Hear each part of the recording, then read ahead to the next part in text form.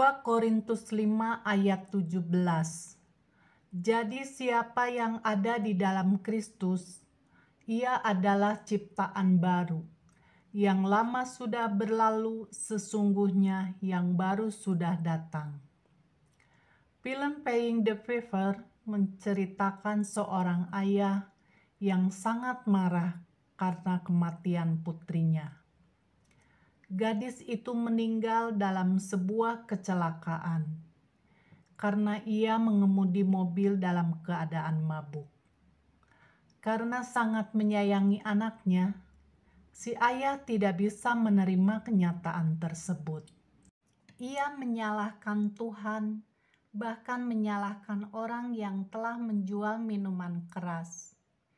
Setiap malam ia mendatangi bar dan diskotik terdekat untuk menanyakan apakah ada yang mengenal anaknya dan siapa yang telah menjual miras kepadanya. Namun tak satu pun yang mengaku mengenal anaknya, sampai akhirnya pria itu putus asa. Lalu ia membuka lemari pakaian, di mana ia juga menaruh beberapa botol whisky di sana. Ia sangat terkejut saat menemukan secari kertas di dalam lemari itu. "Ayah, aku bawa sebotol whisky. Ayah tak keberatan kan? Aku meminumnya bersama teman-temanku," kata gadis itu.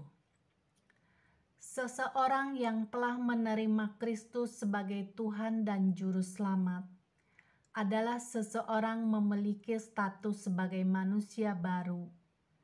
2 Korintus 5 ayat 17. Sebuah status yang dianugerahkan Allah, namun tetap menuntut tanggung jawab manusia untuk menjalani status tersebut. Kenyataan menunjukkan meskipun seseorang telah menjadi ciptaan baru, namun kebiasaan-kebiasaan manusia lama masih sulit dihilangkan. Disinilah perlunya penerapan disiplin rohani, yaitu supaya kebiasaan-kebiasaan lama kita diubah dengan kebiasaan-kebiasaan baru yang sesuai dengan status kita yang baru. Richard Foster mengatakan bahwa disiplin rohani adalah kegiatan sendiri maupun bersama yang kita lakukan sebagai cara untuk menempatkan diri kita di hadapan Tuhan, agar Ia dapat bekerja di dalam diri kita. Disiplin rohani adalah aktivitas-aktivitas orang percaya yang dilakukan dalam menabur benih dalam roh, seperti tertulis di dalam firman Tuhan, Galatia 6 ayat 8. Sebab barang siapa menabur dalam dagingnya, ia akan menuai kebinasaan dari dagingnya. Tetapi barang siapa menabur dalam roh, ia akan menuai hidup yang kekal dari roh itu. Jadi, tujuan disiplin rohani adalah menciptakan struktur kebiasaan rohani dalam hidup kita.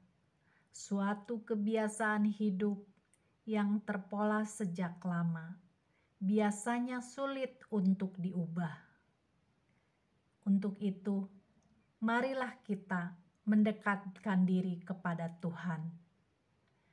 Disiplin rohani akan membawa kita kepada kemuliaan. Bapa kami yang di sorga, jadikan kami menjadi manusia baru, di mana bila di antara kami masih melakukan kebiasaan-kebiasaan lama, sehingga kami sulit melakukan disiplin rohani yang membawa kami pada kemuliaan. Itulah Bapa yang kami rindukan dalam pengenalan kami akan Engkau. Terima kasih Tuhan Yesus. Haleluya. Amin. Tuhan Yesus memberkati kita semua dimanapun berada.